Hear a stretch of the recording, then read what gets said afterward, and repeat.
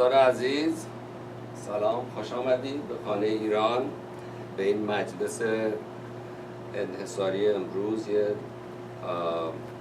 سابجکت خیلی مشکل ولی خیلی مهم امروز میخوایم راجبش صحبت بکنیم. دو تا نوشین ما امروز مهمونمون هستن، خانم نوشین مزلقانی و نوشین رفیعی. قبل از اینکه این دو تا نوشینا رو معرفی بکنم بهتون، یه مقداری میخواستم یه سری تذکر بدم که این مقداری امروز جلسه بهتر پیش بره. اول اگه امکان داره تلفناتون یا خاموش کنید یا بذارید توی میوت. این صحبت ما یه حالت تد استایل خواهد بود.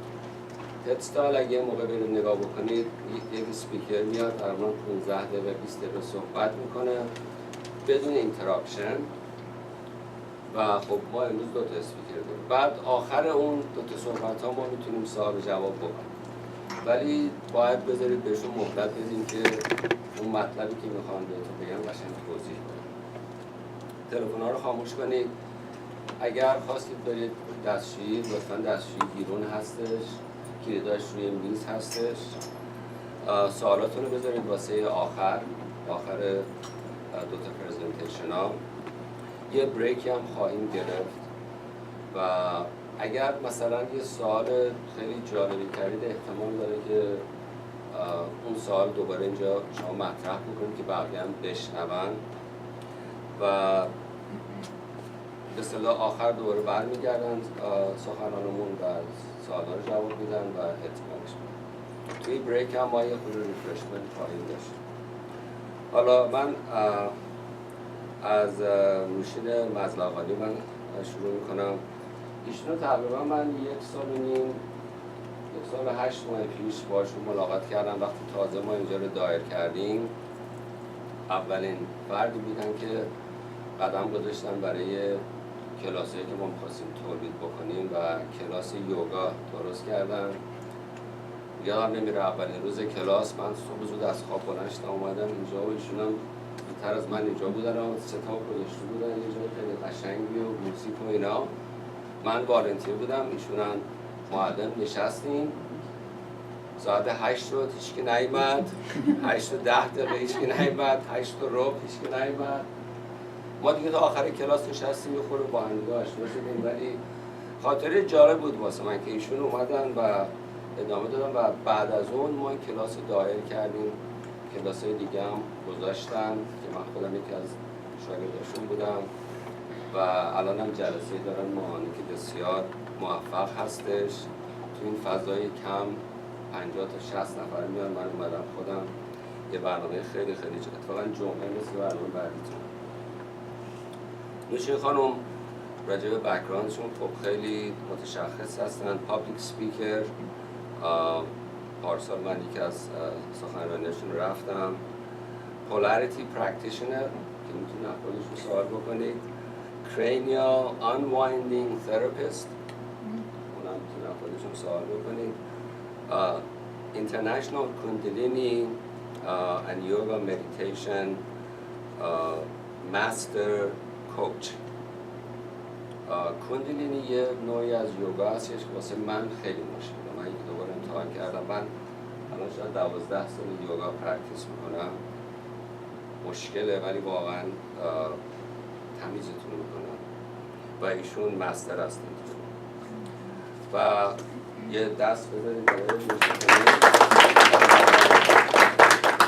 نوشین رفیعی که این طرف نشسته ها میان بعد صحبت میکنن. ایشون نوشین از وقتی که کوچیک بوده، شاید 4 سال بود، 4 سال داره. نوشین رو من میشناسم. من و پدر نوشین با هم همکار بودیم. یکی از باهوش‌ترین مهندسایی که من تو عمرم شناختم. باهوش بود تو رشته مهندسی و باهوش بود تقریبا تو هر موضوعی. خیلی آدم دانایی بودش، مثل برادر. این شخص متاسفانه فوت کرد و من و نوشین تقریبا شدیم مثل پدر و دختر. بعد از اون نوشین در سال 2013 دکتراشی گرفت در رشته سوسیولوژی و یه خاطری که من از نوشین دارم که هیچ وقت یادم نمیره. اون روزی که ما داشتیم پدر نوشین رو می‌بردیم به خاک بسپریم، داشتیم من نوشین با هم قدم می‌زدیم. نوشین به من برگشت و گفت عمو، و گفتش که فکر می‌کنی بابای من کجاست؟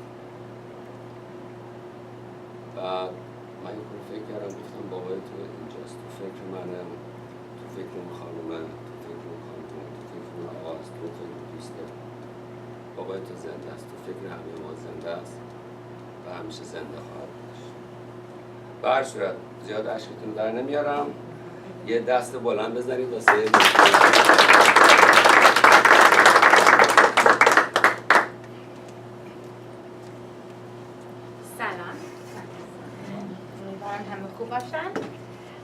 My speech is going to be in English today, so Amu, thank you so much for that lovely introduction.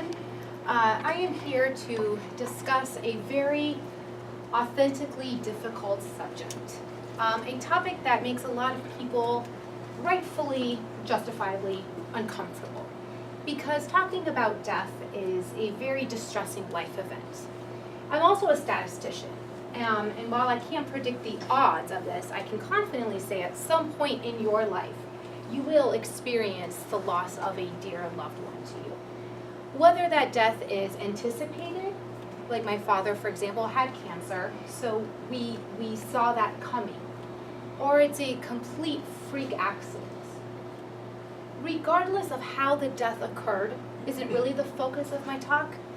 It's about what to do when, regardless of how much you think you can prepare for such a traumatic life event, what do you do when you actually find yourself in it? How do you gasp and get some oxygen when you feel like you are drowning? And while I don't have the answers to that, because I won't lie to you, I'm still trying to figure that out myself. My hope is that together, perhaps we can find a systematic, efficient, non-one-size-fits-all approach to determining how we can mitigate this traumatic life event. So I will start off by discussing a few scholarly documented types of social support that sociologists, psychologists, social workers discuss in great detail. And we have 4 kinds of those. The first one is emotional support. So emotional support is the ability to have somebody that you can just call, and you know, no matter what that conversation is, someone will give you an ear to listen. I mean, who here, by a show of hands, is lucky enough to just know somebody where you can call on speed dial, and you know, no matter what time of day it is, they're going to listen to you speak. And no matter, okay, some of us do, some of us may not have that. But emotional support is simply having that benefit and that advantage of having someone who's going to just let you talk and talk and talk for hours, days, maybe not even give you feedback, but just listen. Another type of support that we talk about is informational support. So what this means is, okay, as a bereaved daughter being someone who's lost a loved one, and I am a daughter, I can say, okay, my father died 11 years ago. Bebashi, that you, for example, you lost somebody. I have some suggestions for you. Here's some information. My father was buried at Green Acre Cemetery. They're a great place. Would you like their phone number? What kind of information can I support you with? Perhaps meditation or yoga would be some good information, some advice that I can give you that'll help. So informational support is simply providing someone with some information and resources that they may not be aware of. Have you tried a support system? Have you tried talking to somebody about it? Sometimes it's just helpful to have an opportunity to gather some information. A third type of support is called appraisal support. And appraisal support is when you simply provide somebody with the whole, and I'm saying this generically, value the whole, it'll get better with time. Or, this is just a part of life. Things will get easier. Just kind of simply reminding you And granted, this person may or may not have experience with death. That is, you kind of find yourself, if you were in that position when you're offering someone advice, you just say, time will heal. It's a phase. It'll get better. As humans, it's natural for us to try to fix and try to help. And we may speak without really understanding the impact of what we're saying and how it can affect somebody. But if you've ever been in a situation where someone has given you appraisal support, I assure you their intent was simply to help you. Vali, as the receiver of that, it may not be sometimes what you want to hear. Because maybe time doesn't heal. Maybe time makes things a little harder. Maybe you don't feel like you're allowed to feel like time doesn't help. Vali, before I get off on that tangent, let me get to, so we have emotional, like I said, that ear. We have informational support, where here are some resources available to you. We have appraisal support. It's going to get better with time. And then we also have instrumental support. And this is the accessible, tangible support that I give you, such as, I'm going to make you food for a whole week. You just lost somebody that you loved. Don't worry about cooking. I will bring you food. Don't worry about taking your children to school. I will volunteer. I'll help. I will do all these chores for you. I will clean your house for a month. That is a different type of support. So those are the 4 main types of support that we have. Vali, I want you to look within yourself and ask yourself, what do I like? Am I the kind of person that wants to call somebody and I just want you to not say a word but just let me cry? Maybe yell? Maybe get a little angry? Okay, maybe that's what I want in the 3rd year after someone I lost somebody.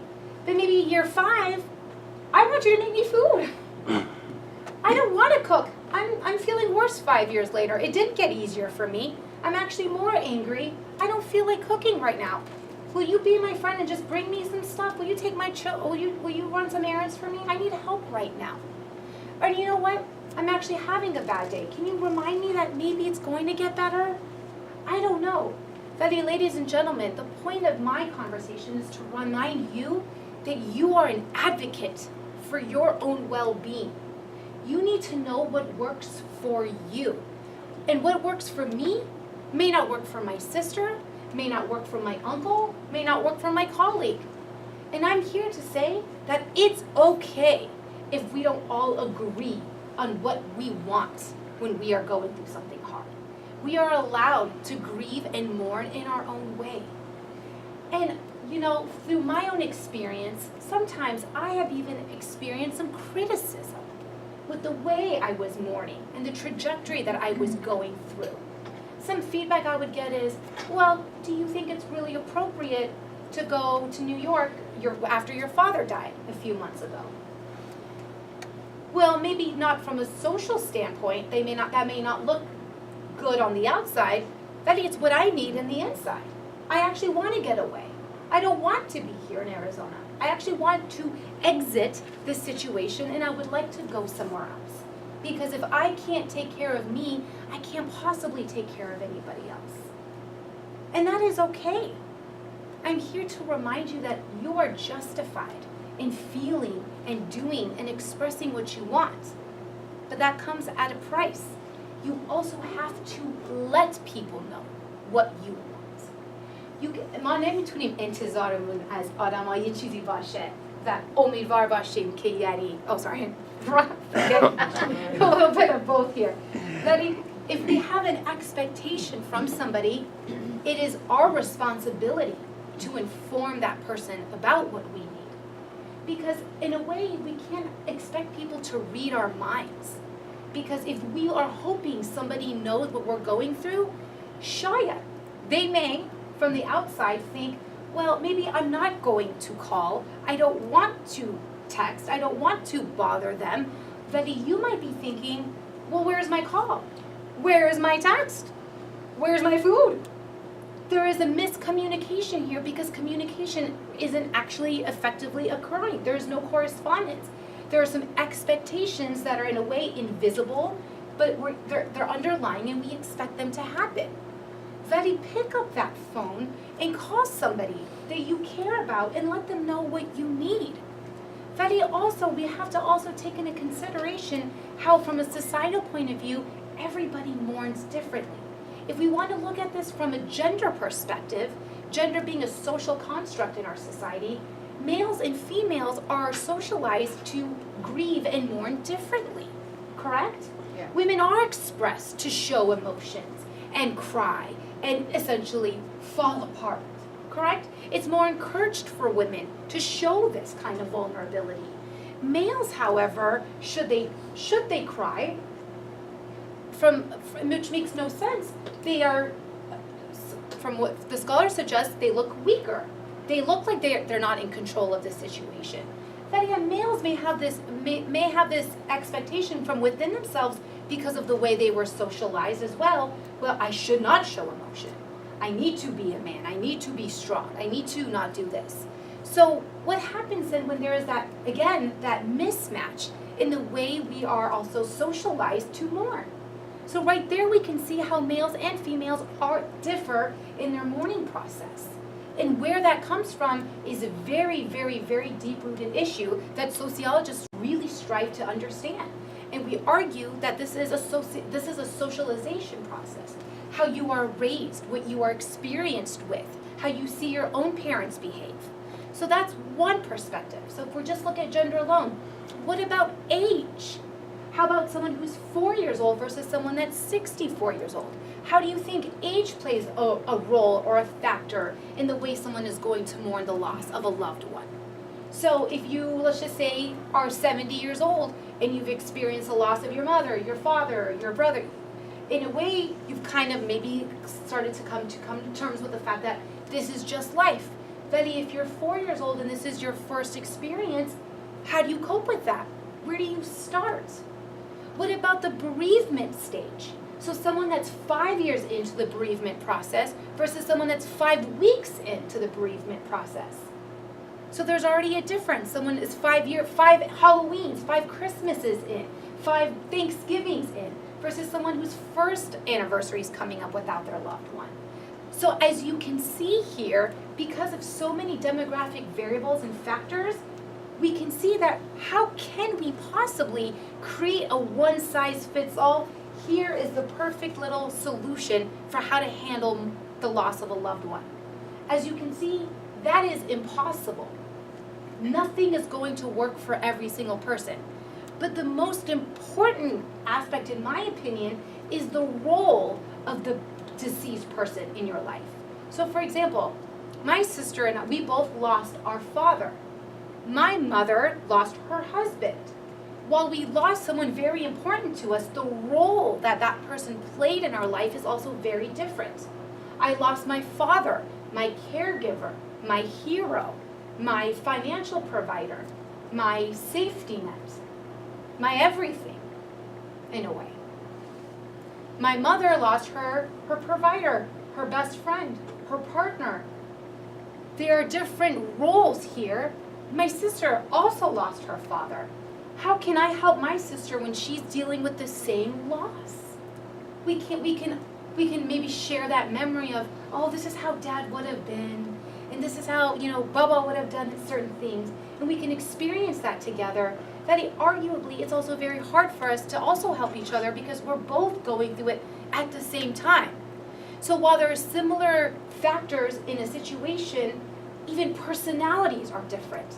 Someone may have, I have a best friend whose approach to life is, I'm good. I don't talk about anything emotional. And because I don't like to talk about things that are emotional, I assume other people don't like to talk about things that are emotional.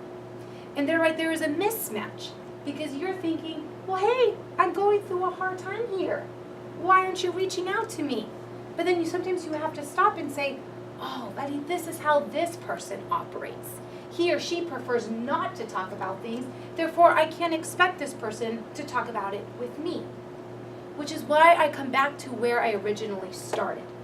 It's important for you to sit there. I suggest, and this is what I do all the time, I just have a hard look in the mirror. And I say, Nushin, what works for you? Not for Rashi, not for Nasti, not for my aunts and my cousins and whomever, for me. What works for me? I don't need anybody's permission.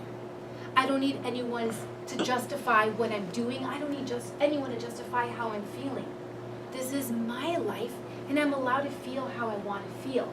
At the same time, it's also my responsibility to let people know what I need from them. And some people may want a person to listen.